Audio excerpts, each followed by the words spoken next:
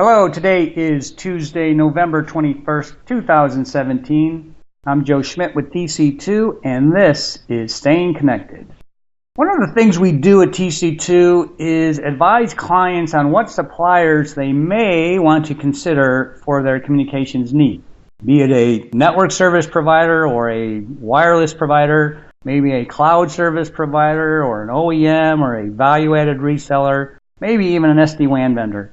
Our clients, they value the advice that we give because we usually have quite a bit of knowledge and experience with these service providers, and we understand what the supplier capabilities are. So when there's merger and acquisition activity in the communications industry, we take notice. And lately, there's been a lot to notice. I'm joined today by Jack Deal, one of TC2's Managing Directors. And we're going to take a look at some of the more important deals that will, and some that won't, be affecting the enterprise. Jack, it's good to have you on the podcast. Thanks, Joe. It's great to be here as well and discuss the changes taking place today in the supplier marketplace for network services and what large enterprise buyers need to know to help navigate this sea change. All right, so first thing, the CenturyLink acquisition of Level 3 is now complete. Is that right? Yes, that's correct. A quick recap for everyone.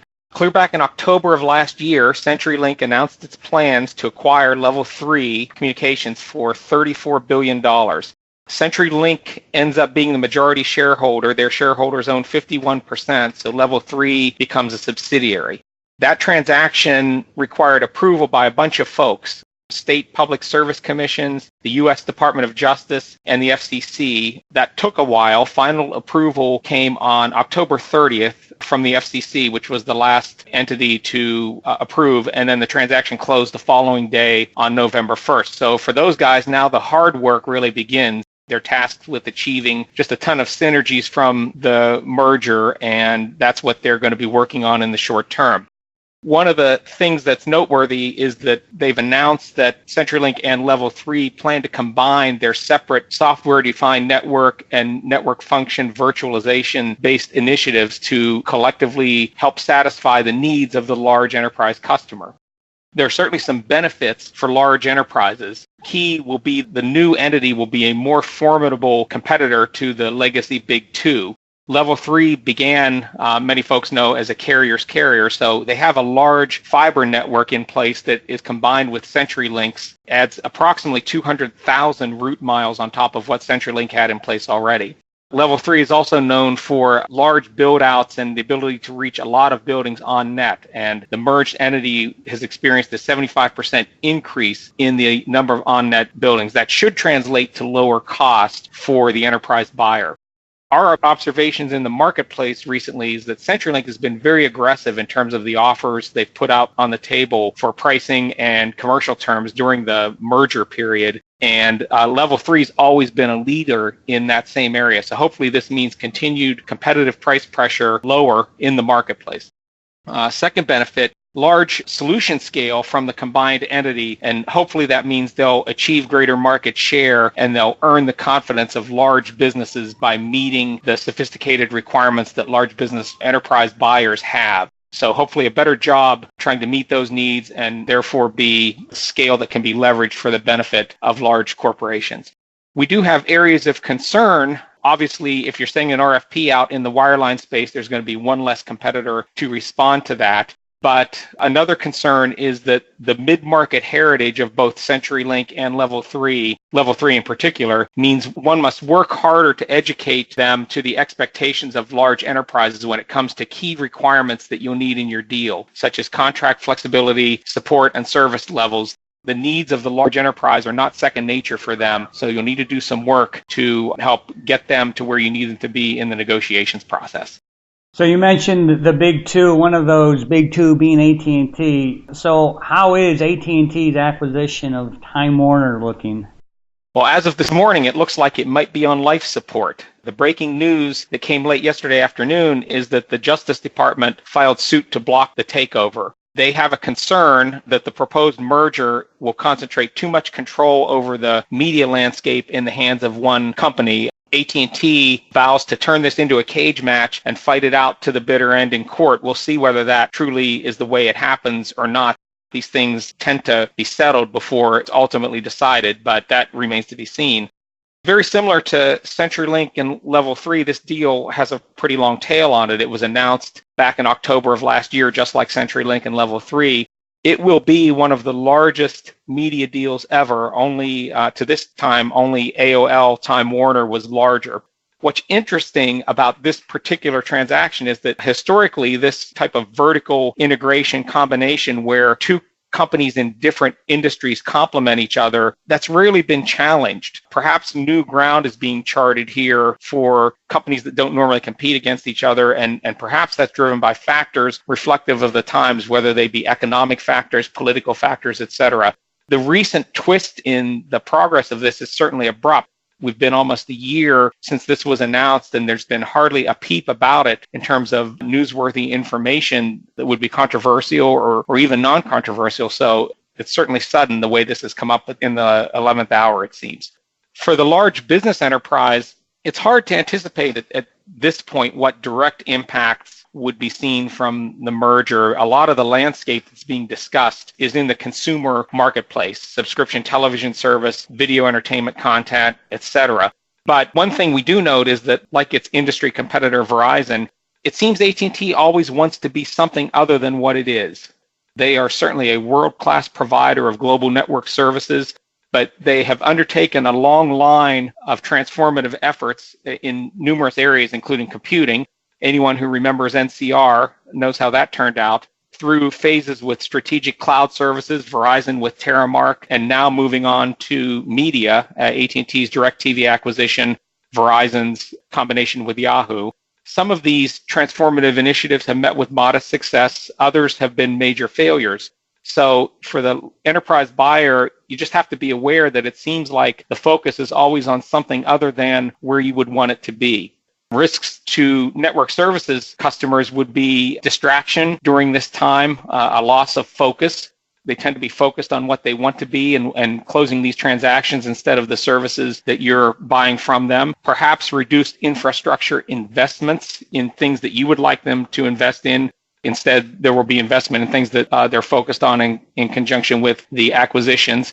Perhaps scaled back resources on the sales and account support team side as they transition from where they have people supporting what they're providing today to getting people to support their future endeavors, and a bit of a who cares attitude in terms of the things you need them to do versus the things that they want to do and focus on. Stay tuned. Only time will tell where this merger ends up, but it's certainly an abrupt change from what's happened over the last year. You know, as I teased in the opening, and as you just described with the AT&T deal, not all M&A is turning out as expected. You know, it was pretty well known that Sprint and T-Mobile were in active talks to merge, but then at the end of last month, end of October, they both officially said that the talks were off.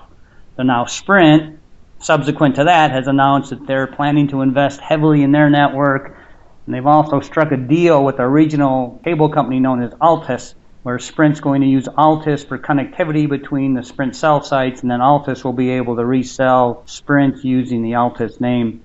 You know, to me, it's always felt like 3 strong wireless providers is really all you need in the United States. Frankly, in most countries around the world, you don't have 4 strong wireless providers. So I could still see Sprint and T-Mobile doing something, maybe with each other or maybe even with a cable company. What do you think? Perhaps we will see that come to fruition. There's certainly been a lot of press over the last several months about Sprint and T-Mobile and the various alternatives that are available to them. There are a couple of segments in the communications industry that are ripe for consolidation.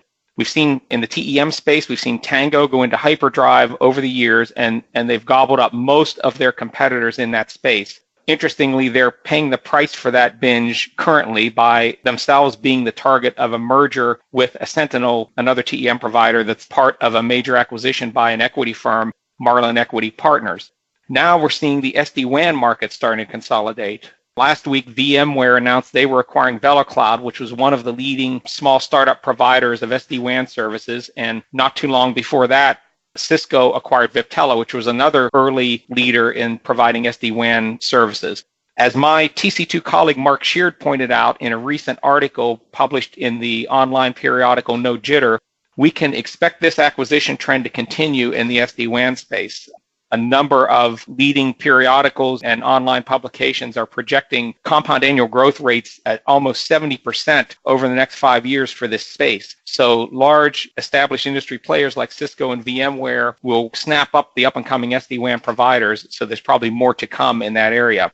This probably doesn't bode well for competitive market dynamics in terms of hopes for continued downward pricing trends and lower cost solutions. Anyone who's been to the table with Cisco in a negotiation knows how challenging the negotiations can become for market leading pricing and commercial terms.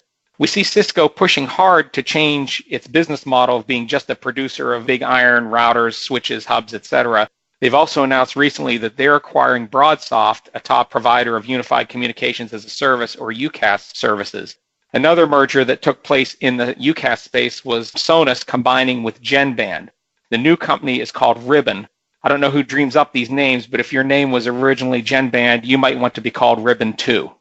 You know, what I find interesting is that as SD-WAN gains mindshare and as our clients start looking at hybrid WAN solutions, broadband services, dedicated internet service, it's really becoming a bigger part of their network ecosystem. And I think GTT, as an example, they probably see that same trend because they've really been amping up their broadband aggregation and SD-WAN offerings, not just in the U.S., but also around the world.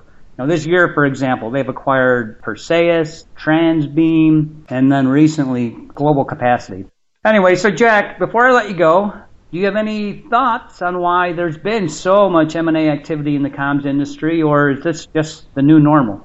So much for the traditional softball last question for the guests. Thanks a lot, Joe. Kidding aside, I wish I knew the answer to that million-dollar question. I don't have a crystal ball, but my gut tells me that the trend may be closer to the beginning of a new normal versus just a period in time when M&A activity is popular. There's certainly lots of past examples of trends where pendulum swings over time have been observed. For example, outsourcing versus insourcing, single global provider of network services versus regional best-of-breed models, corporate liable wireless devices versus bring your own device, etc. But I suspect that the maturity of the network services marketplace and the related, particularly limited opportunities for growth in that space will continue to factor into these decisions. These forces may drive ongoing efforts by the service providers to seek opportunities to either vertically integrate, assuming that the transactions can be approved and pass muster, move into new areas, or gain economies of scale through the synergies of combining businesses, such as through mergers and acquisitions. So to coin an old phrase, if you don't like the weather, just wait for tomorrow. Good stuff. Thanks, Jack.